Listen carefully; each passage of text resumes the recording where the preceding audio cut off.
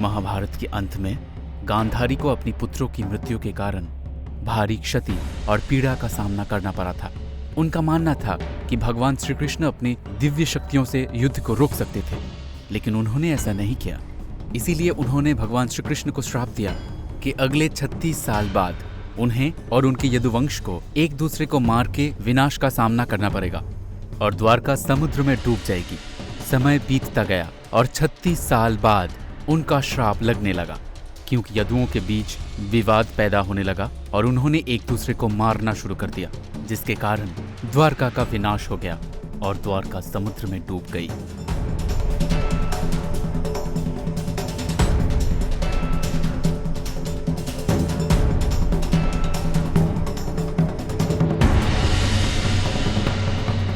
एक दिन भगवान कृष्ण नदी के किनारे एक पेड़ के नीचे लेटे हुए थे। उसी समय जरा नाम की एक शिकारी जंगल में आया और वो भगवान श्री कृष्ण की लाल चमकती पैर की तलवा को हिरन समझकर एक घातक बाण चला दिया।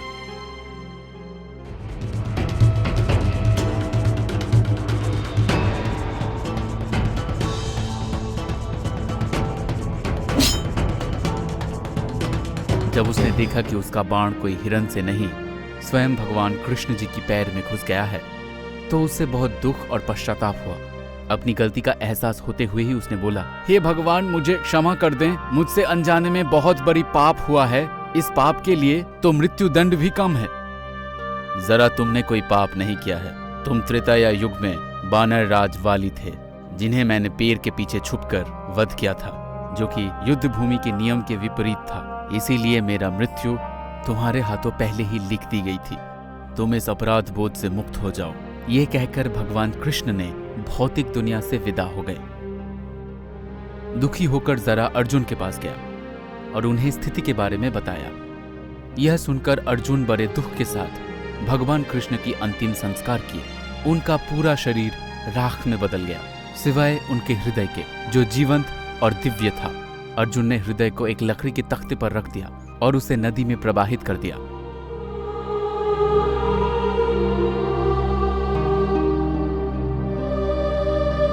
हृदय नदी में बहता रहा और बहुत समय बाद ओडिशा की महानदी तट पर पहुंच गया। वहां सब्र नामक एक आदिवासी संप्रदाय था। विश्ववासु आदिवासी संप्रदाय का प्रमुख था। उन्होंने भगवान कृष्ण के हृदय को पाया, जिससे दिव्य चमक निकल रही थी। विश्ववासु ने इसकी दिव्यता को समझा और एक गुप्त गुफा में नील माधव के रूप में इसकी पूजा करते रहे। आदिवासी संप्रदाय के अलावा किसी को इसकी जानकारी नहीं थी। उस समय अवंती में इंद्रद्युम्न नाम के एक राजा थे। वह भगवान विष्णु के बहुत बड़े भक्त थे। हमेशा दिव्य देवता की एक झलक पाने के लिए उत्सुक थे। एक दिन एक भटकता हुआ ऋषि उनके महल में आए और राजा से कहा, राजन, ओडिशा में भगवान विष्णु की पूजा नील माधव की भव्य रूप में किया जाता है। आपको ओडिशा के भीतर इस पवित्र स्थान के सटीक स्थान अवश्य खोजना चाहिए। राजा इंद्रद्युम्न बहुत प्रसन्न हुए और उन्होंने तुरंत ब्राह्मण पुजारी विद्यापति को ओडिशा जाकर नील माधव की खोज करने का आदेश दिया। राजा की आदेश का पालन करते हुए विद्यापति ओडिशा की यात्रा पर निकल पड़े। एक लंबी और कठिन यात्रा के बाद ओडिशा पहुंचने पर विद्यापति को गुप्त सूत्रों से यह पता चला कि शबरों के नेता एक छिपी हुई गुफा के अंदर नील माधव की पूजा करते हैं। विद्यापति सबर द्वीप में महानदी के तट पर जंगल में पहुंचे। सबर राजा विश्वावासु ने विद्यापति की अगवानी की। विद्यापति ने विश्वावासु से कहा, महाशय, कृपया मुझे दिव्य पूजा के स्थान दिखाएं। मैं यहाँ बहुत विश्वास के साथ आया हूँ। मुझे माफ करो, मैं तुम्हें वह स्थान पर नहीं ले जा सकता। अब मैं क्या करूँ? यदि मैं इस प्रकार लौट गया तो राजा को क्या उत्तर दूंगा? मुझे कोई दूसरा रास्ता खोजना होगा। विद्यापति उसी गांव में रहने लगे। कुछ ही दिनों में उन्हें विश्वावासु की बेटी ललिता से प्रेम हो गया और उन्होंने शादी कर ली।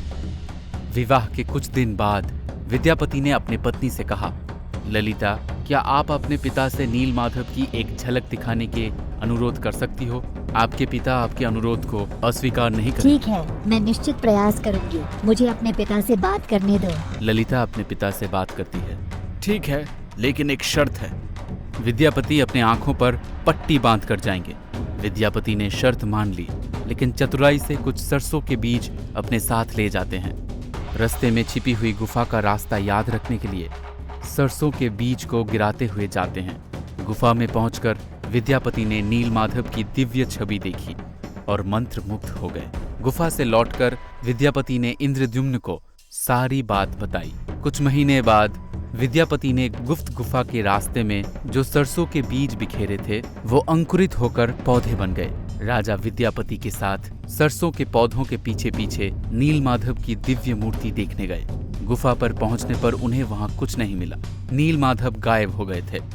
निराश होकर राजा महल में लौट आए। उस रात भगवान विष्णु उनके सपनों में आए और बोले, इस संसार में मैं तुम्हें नीलमाधव के रूप में दर्शन नहीं दे पाऊंगा। तुम पुरी सागर तट के पास जाओ। एक दारू तैरता हुआ आएगा। मैं एक बहुत बड़े सुगंधित लाल रंग के लकड़ी के लट्ठे के रूप में प्रकट होऊंगा। उस लकड़ी के लट्ठे में सर्वत्र शंख, चक्र, गदा और पद्म की चिन्ह दिखाई देंगे। उस लट्ठे को बाहर लाओ और उससे 3 मूर्ति बनाओ, तब तुम मेरी आराधना कर सकोगे। राजा इंद्रद्युम्न ने इस संदेश का पालन किया और पुरी के समुद्र तट पर पहुंचे, जहां उन्हें वास्तव में एक तैरता हुआ लकड़ी का लट्ठा मिला। लेकिन राजा के सेवकों की अनगिनत प्रयासों के बावजूद कोई भी लकड़ी की लट्ठे को उठा नहीं सका। आखिरकार आदिवासी नेता विश्ववासु की मदद से लकड़ी की लट्ठे को महल में लाया गया, लेकिन कोई भी कुशल कारीगर उस लट्ठे से नीलमाधव की मूर्ति नहीं बना पाया। हे राजन, ये लकड़ी इतनी मजबूत है कि इस पर हमारी कोई छेनी या कोई हथौड़ी की असर नहीं हो रहा है। हमें माफ करें, ये काम हम नहीं कर सकते। जब ये कार्य असंभव हो गया तो भगवान विष्णु ने फिर से महाराज इंद्रद्युम्न की स्वप्न में प्रकट हुए और बोले, राजन, देवताओं के दिव्य शिल्पी विश्वकर्मा की आराधना करें। वह इस कार्य को अवश्य पूरा करेंगे। भगवान विष्णु की सलाह के बाद महाराज इंद्रद्युम्न ने दिव्य मूर्तिकार विश्वकर्मा की आराधना की।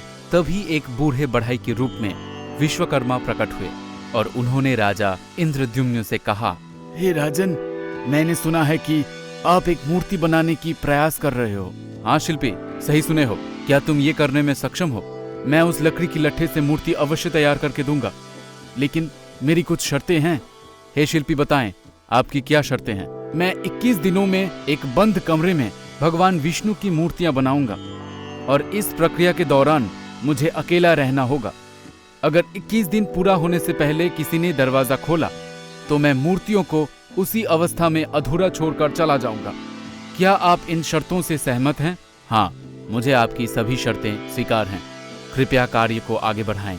विश्वकर्मा ने दरवाजा बंद कर दिए और अपना काम शुरू कर दिए। लोगों को कमरे से सिर्फ आड़ी, छेनी और हथौड़े की आवाजें सुनाई दे रही थी। 15 दिनों के बाद जब कोई आवाजें सुनाई नहीं दी, तब रानी गुंडीचा चिंतित हो गई और राजा इंद्रद्युम्न से बोले, महाराज, मैंने उस कमरे से कोई आवाज नहीं सुनी है। शायद बूढ़ा बढ़ई भूख से मर गया है। कोई दुर्घटना होने से पहले हमें दरवाजा खोल देना चाहिए। लेकिन रानी, उसने शर्त रखी थी कि 21 दिन से पहले दरवाजा नहीं खोला जाएगा। अगर वो वृद्ध बढ़ई को भूख प्यास की वजह से कुछ हो गया तो हमें महापाप लगेगा। हमें अवश्य दरवाजा खोल देना चाहिए। रानी गुंडीचा ने दरवाजा खोलने की जिद की। अंत में दरवाजा खोला गया, जिससे पता चला कि बूढ़े बढ़ई के रूप में भगवान विश्वकर्मा 3 अधूरी मूर्तियों को छोड़कर गायब हो गए। राजा इंद्रद्युम्न को विश्वकर्मा की बात ना मानने और शर्त तोड़ने पर बड़ा दुख हुआ। इसीलिए भगवान जगन्नाथ के हाथ और पैर अधूरे हैं। जब भगवान इंद्रद्युम्न उन अर्धनिर्मित मूर्तियों के समीप जाते हैं तो उन्हें हृदय की धड़कने की ध्वनि सुनाई देती है, जिससे उन्हें ज्ञात हो जाता है कि इस मूर्ति के भीतर श्री कृष्ण के हृदय विराजमान है। राजा इंद्रद्युम्न ने उन मूर्तियों को स्थापित किया, जिन्हें आज भगवान जगन्नाथ, भगवान बलराम और देवी सुभद्रा के नाम से जगन्नाथ धाम पुरी में पूजा पाते हैं। और भगवान जगन्नाथ को दुनिया में एकमात्र जीवित देवता माना जाता है, जो अपने भक्तों को सुनते, समझते और उनकी इच्छाओं को पूरा करते हैं।